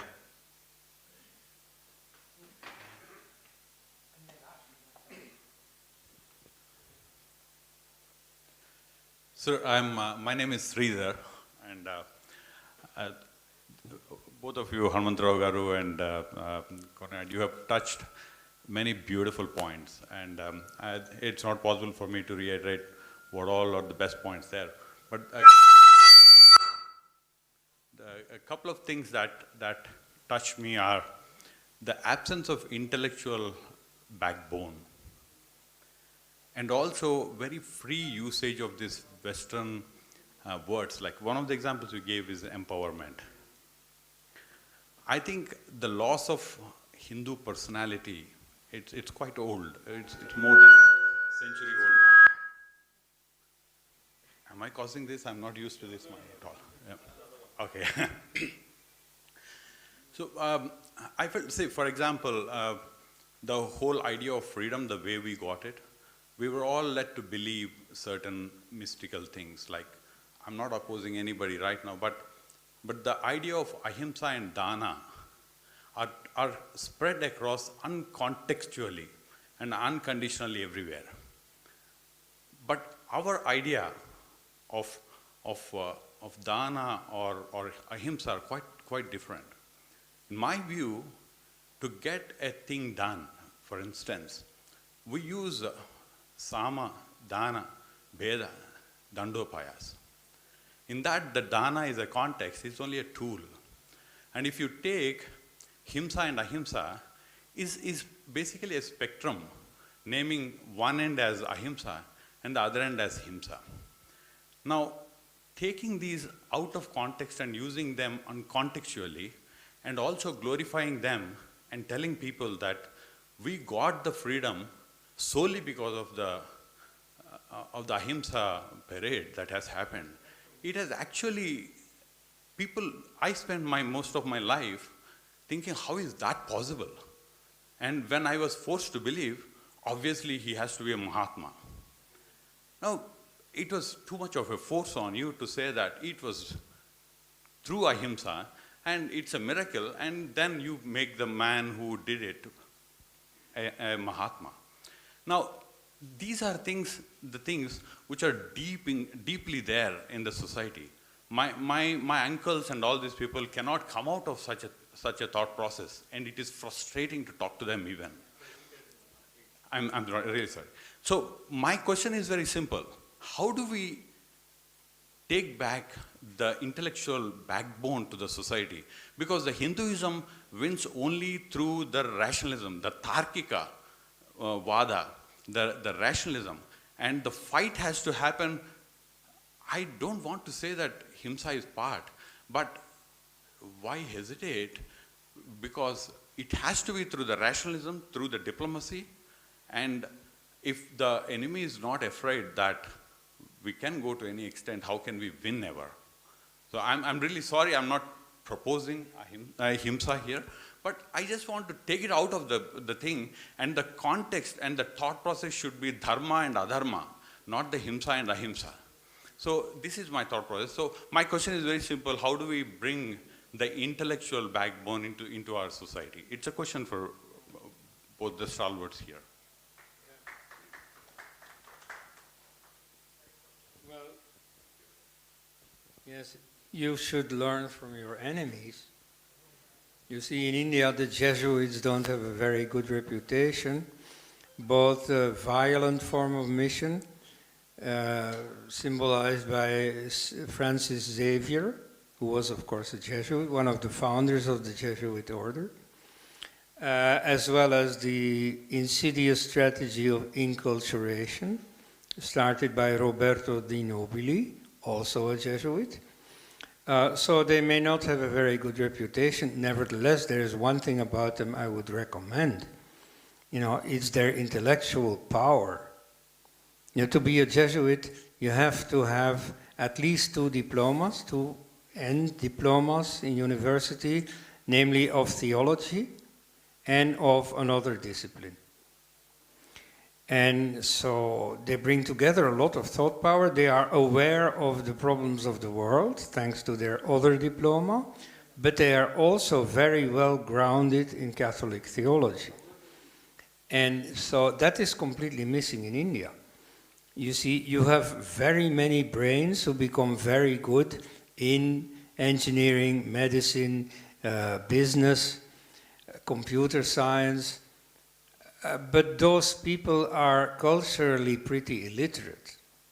And then on the other hand, you do find people who are good at history, archaeology, philosophy, though very often only as a second choice.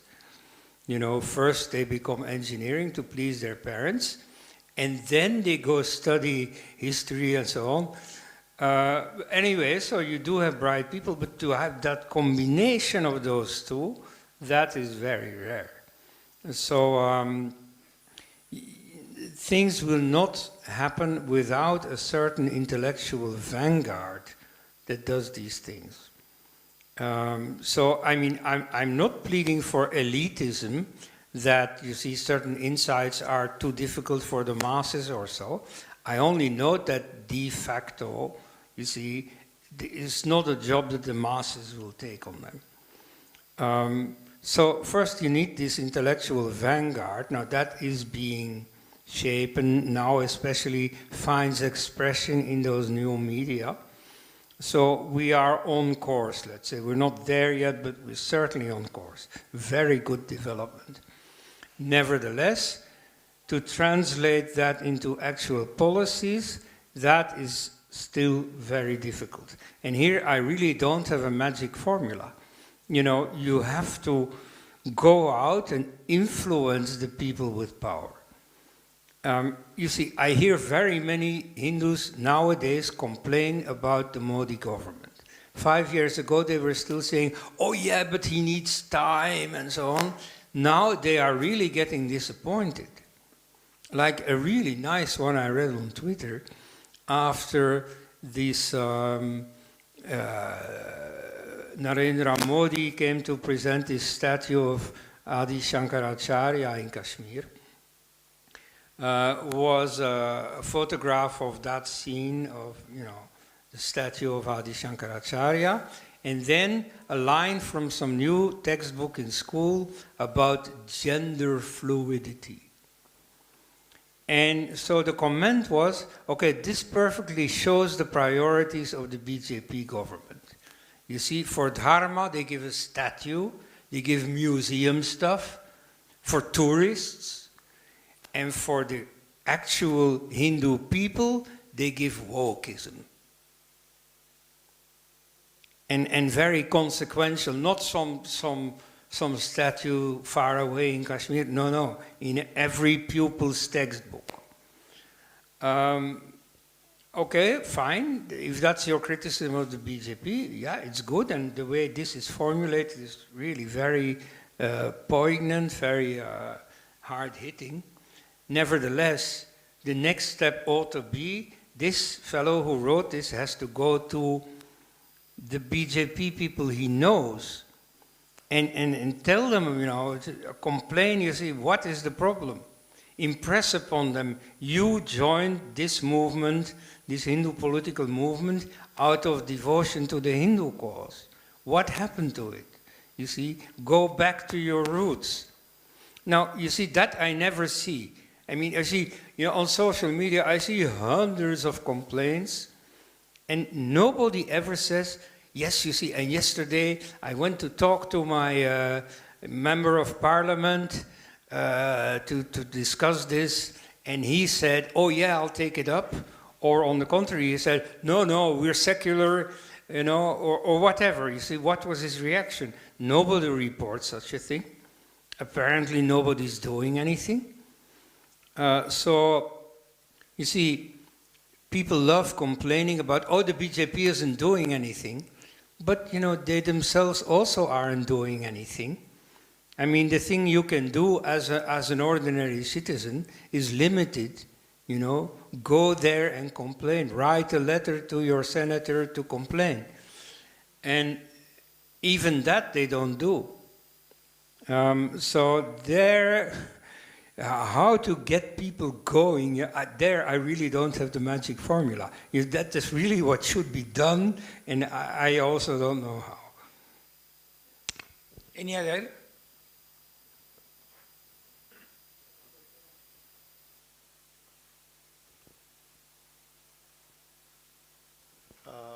I just want to tell you, there's no questions here. There's just few things I wanted to update you on. One of the things you said about the Bombay film industry, I don't think it's love jihad. I think they seriously like, you know, they go ahead and marry who they can, whoever they like, because they can. And my own cousin, who's Bhopal's, you know, like the rulers of Bhopal, she's a descendant. She's Pataudi's daughter. She married a man who's Hindu, so it's not so much like love jihad going on there. Secondly, whoever had the money and the power had access to more women, and they could get away with it. So there are a lot of Hindu people here who, on consent or something, are married to more than one. Secondly, people with money who could afford it. Like I now, out of the last, I think, 13 years, I stayed with the Maharaja Patiala's youngest daughter, who's around 80 now, 75, for about 3 to 4 years. She's the youngest daughter, and she's the 42nd child of Maharaja Patiala. So it's not like only, you know, Muslims can have a lot of kids. I'm just correcting you, I'm not interested either. And I'm very different, I'm not even married, so I don't fit into any of your things. And, so you really are a pardon? You really are a faqir. I really are a faqir, yeah, correct. So, and I have a mosque which I handle. I'm basically not very religious, but I have two Hindu guys looking after it. So all the Muslims want some corrections, they go to them, just to keep the community together. And my grandfather, he formed a archaeology department in 1914, which looked after temples, which had about 7 times the budgets required to look after a mosque, mainly not because he hated Muslims, but the numbers were more. And he was used to doing yagnas, which are Hindu, kind of this thing. And if you read, Sarojini Naidu, if you read her letters, some of the letters give you an account of what he's done. And he's considered a saint. According to her, like in Muslims, Sunnis can't go to graves, to supplicate. The band is supposed to have only Shias. As it is, Muslims are like, say, 18%. In that, Shia is even less than half. So they don't go to the grave. More than that, the Hindus, out of the sheer numbers, outnumbered Muslims going there.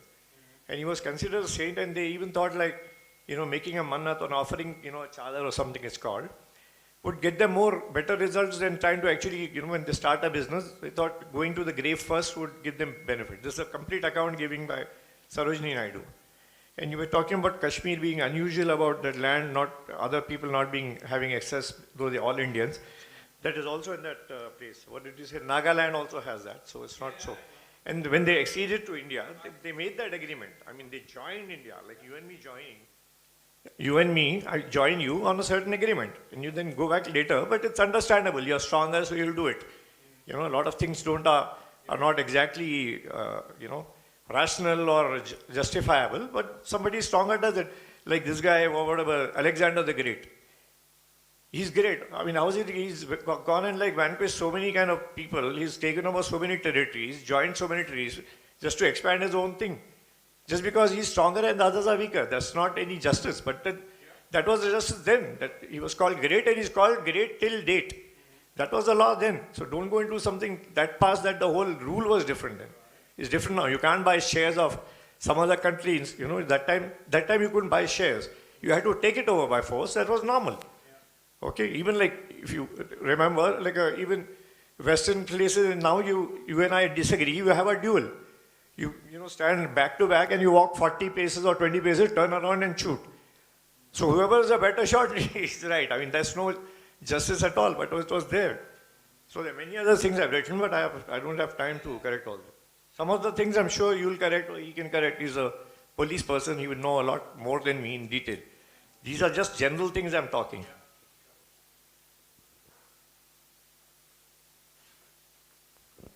Anybody else would want to talk?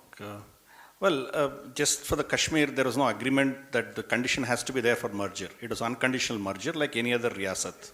No, there is no merger. We'll talk it later offline, but absolutely there was no agreement.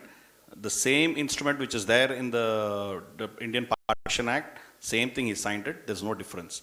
We'll take it offline.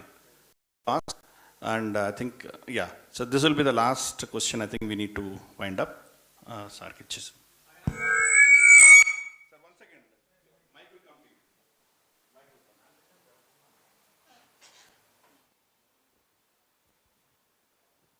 I am Dr. Vijay Sarathi. I worked in education institutions and in a weekly paper, Telugu paper. My question is, in the days of globalization, can we say that Hindus are minority because they have no state on their side, whereas the Muslims and Christians have got a number of states to protect them, to back them, and to feed them? So, can we take up the question at the global level that the Hindus should be treated as a minority and they should be protected? There should be certain provisions to preserve the culture and the strata of Hindus. Well, sorry perhaps to disagree with you, but you are buying into the secularist narrative. You see, by already presupposing the validity of the concept of minority. I mean, of course, statisticians are perfectly free to show that one group is more than 50% and another is less, and then bring out the word minority. So, minority, the word minority is allowed to have its meaning, but in a secular state, it's not allowed to play any political role. You see, in a secular state like Belgium, for example, it says explicitly in the Constitution, all citizens are equal before the law. And it doesn't make any distinction whether you belong to this community or that community, whether that community is a majority or a minority, that all plays no role at all. So what ought to happen, and this is a tall order, it will not happen quickly, but in fact it's totally logical, is the abolition of the word minority wherever it exists in the Indian legislative system. So, you know, you just drop the whole concept of minority. It shouldn't be there. And so, you know, you can understand that also at the global level. Now, the word minority today for some people is useful because the woke prejudice is to favor minorities. So in India, the Muslims are the good ones because they're in a minority. I'm not too sure that they will change their view once the Muslims become the majority, because they also have a system of projection. You see, they look at the Western situation where Muslims are in a minority, and so as long as they are the good guys, also in India. And well, anyway, I mean, these are all the strange consequences once you accept the concept of minority. So, you know, that should be done away with. And so Hindus shouldn't be a minority. I mean, maybe they're going to become a minority, but they shouldn't be. And they should certainly not strive for the label minority. As long as the concept of minority is there, then you can say with Syed Shahabuddin that then all kinds of people should, at all kinds of levels, be accepted as minority. For instance, the Kashmiri Pandits ought to have a number of privileges which the Indian state gives to minorities. But then you see, what level are you going to consider? You see, at state level, at district level, and so on, you have all kinds of minorities. Moreover, you not only have linguistic, religious minorities, but also linguistic ones. Of that, Hindus don't make enough use, I think. Like, for instance, in Bihar, you have everybody speaks Hindi, but you see, foreign students of Hindi like me are misled to believe that there is one language, Hindi, and then a number of dialects called Bhojpuri, Maithili, Marwari, and so on. In reality, as some linguist from here has explained to me, actually there is a Bhojpuri language, there is a Magadhi language, and so on, and the Hindi that is being taught to foreigners is what they call a koine, a sort of Esperanto between all the different Prakrits of North India. Anyway, so one of them is Maithili, spoken in northwestern Bihar, which has a very communal coloring, because it's very much a medium of the Brahmins, and it has a hoary, great tradition. It's, you know, it goes back to Yajnavalkya, who did his work in that part of India. And so therefore, you could wrest certain minority privileges by playing up that language. Oh, we are a linguistic minority. Therefore, you know, even though we're not a separate religion, we do also want these privileges.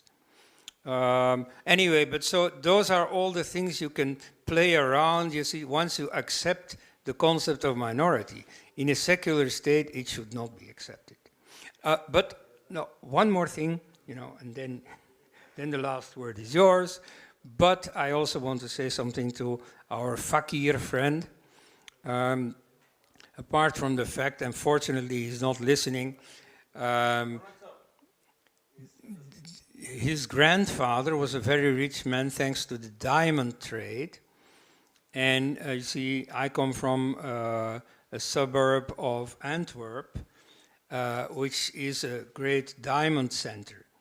And you see, it used to be Jewish dominated, now it is Jain dominated. And so all these people have relatives mainly in Surat, perhaps also in Hyderabad. I haven't met any such yet, but it's possible. Anyway, so you see, I wish the diamond traders all the best. But otherwise, you see, they never talk to me because they don't talk to anyone of less than 1 million. But all right, I mean, I have every sympathy for this community.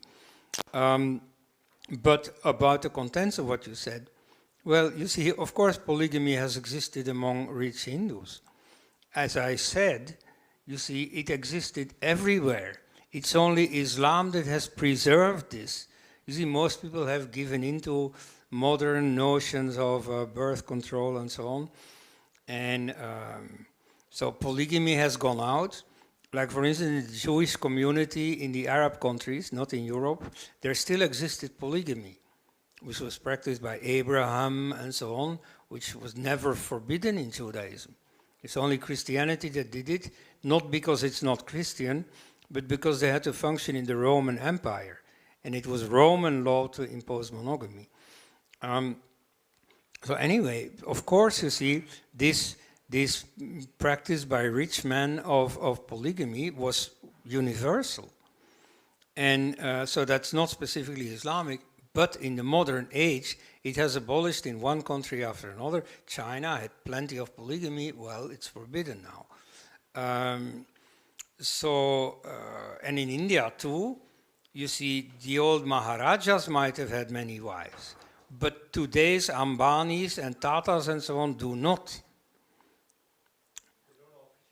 Right, of course. But yeah, that is of course a fact of society in the West, in China and so on, that they have a sort of concubine. That is true. In Islam, of course, there's a distinction made. Muhammad had, I think, 11 concubines, but that was on top of 11 official wives. The one does not exclude the other. Anyway, but you know, generally, of course, you are right to say that here the distinction between Islam and the practice in all the other cultures is not that black and white. Of course not. You see, where did Islam get its laws? You know, it grew out of Arab society, and so practically everything in Islam is taken over. I mean, Islam came too late on the scene to introduce much new. Except for the person of Muhammad, everything in Islam is borrowed from somewhere else, from Judaism, from Zoroastrianism, from Christianity, or from Arab paganism. So, of course. And then what you said about Bollywood and so on, that sometimes they just have a real love affair rather than, yeah, of course that also happens, very certain. Right. So anyway, so this is stuff that we can discuss for quite some time. I only want to say for now that I'm very glad to have met the grandson of the Nizam and that I've met a real Muslim fakir. And apart from that, I'm also happy to have met all the rest of you. Thanks. Thank you so much. I know this subject itself is quite challenging, and it's about, there are lots of opinions around it, and we agree to disagree on certain things, and I think we move on. That's the job of a platform like ours, Pragna Bharati. We want healthy discussion. We agree on some things, or we don't agree, and then we walk out as friends. That's the whole beauty of what we are doing here. And thank you, Rana Khan Sab, for having come that. And I think we're going to have dinner after the vote of thanks. And there will be time for the rest of you to interact with Dr. Elst. So I would want you to wait for a couple of minutes more. I invite Rajesh ji to propose a vote of thanks. And then after that, it'll be followed by national anthem. Post that, we're going to have a dinner. And I think on 13th, we also have another book launch. That also our friends will elaborate as we go down. Rajesh ji, please. Okay, we'll take it later. We've already run out of time. Thank you very much, Conrad Als ji and Saranga team for making this event happen. And thank you very much for all of you to come here all the way. And there are about 100 plus people are actually watching it on live.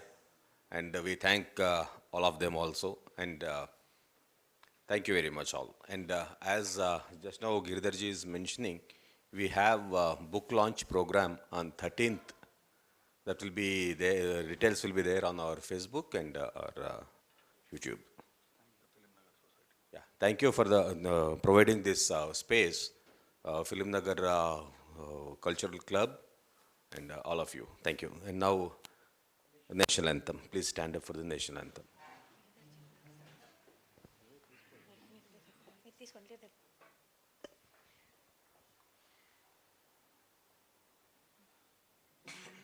जनगण मन अधिनायक जय हे भारत भाग्य विधाता पंजाब सिंध गुजरात मराठा द्राविड उत्कल बंगा विंध्य हिमाचल यमुना गंगा उच्चल जलधि तरंगा तब शुभ नामे जागे तब शुभाशिष मागे गाहे तब जय गाथा जनगण मंगलदायक जय हे भारत भाग्य विधाता जय हे जय हे जय हे जय जय जय जय हे जय हिंद भारत माता की जय.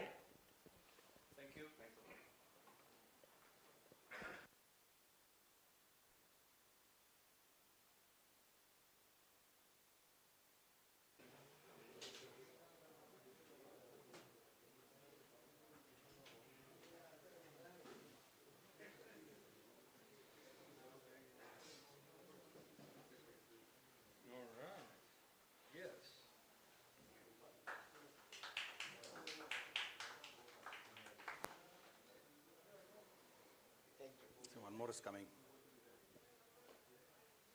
Mr. Verma wants to present. All right. Yeah, this is for Verma. Verma గారికి ఇవ్వాలి.